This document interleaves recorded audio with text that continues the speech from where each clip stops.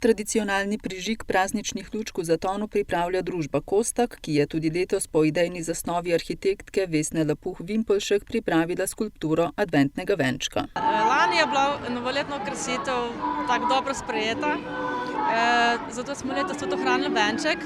In je pa venček se nekako dobro umestil v okolje, oziroma očitno je dobro sodeloval, ker se prihajajo tudi predlogi, da ga še malo posvežimo, tako da smo letos malo eksperimentalno probali, malo drugače.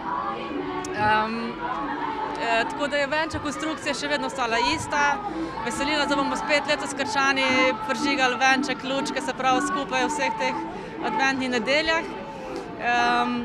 Malo pa se je spremenilo podnožje, no, tako za hec. Nekoliko je osvežen, a še vedno nosi enako sporočilo praznikov: povezanost, ljubezen, svetlobo in toplino. Z vsako svečko se bomo spomnili letnega časa preteklega leta, pomladi, poletja, jeseni in zime. Nekako smo pa rekli, da bi letos se spomnimo teh 4 svečk, za vsako svečko, ko jo prižgemo, da bi bilo se spomnimo vsak letni čas za nazaj v letu, v bistvu, da se ta mesec spomnimo za nazaj v letu, se spomnimo, kaj nam je vsak letni čas prinesel, lepega, pa tudi malo slabše reči, ampak se zahvalimo in naredimo neko črto, se pravi, in ko bo zadnja svečka, potem gremo naprej v novo leto, polni upanja.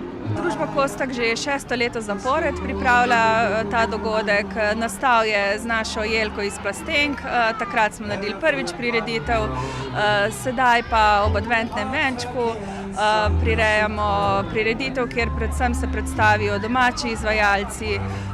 Letos smo povabili k sodelovanju Rock Defekt in pa vokalno skupino Glos. Še predtem pa je za najmlajše skupina Čupakabre izvedla predstavo Lučka v temni deželi. Zakaj ste me dobili?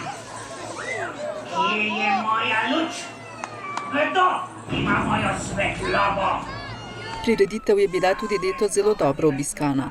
Ja, nekako je tako, če je prireditev dobro sprejeta med občani, jo potem tudi vzamejo za svojo in vidimo na to, da je vsako leto več obiskovalcev na teh prireditvi, da kljub temu, da že vrsto let ni ognjemeta, se pravi, da je primerna tako za otroke kot odrasle in da vabljeni, se pravi, ne samo na današnjo prireditev, ampak tudi na vse prednovoletne prireditve v mestu občini Krško.